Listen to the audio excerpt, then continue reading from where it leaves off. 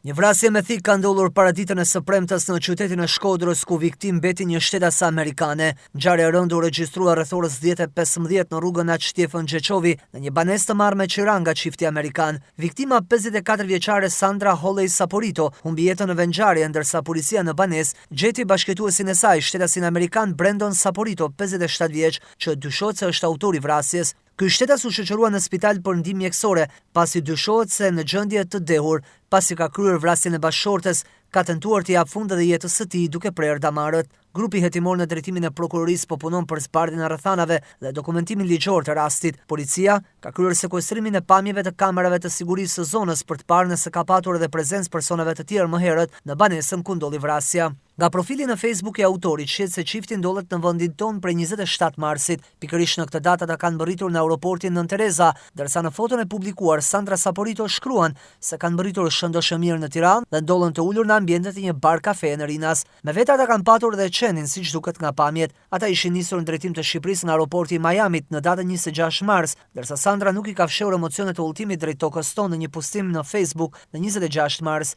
Edhe postimet më të vjetra në rrjetet sociale tregonin çiftin, të cilët jetonin të lumtur dhe në harmoni.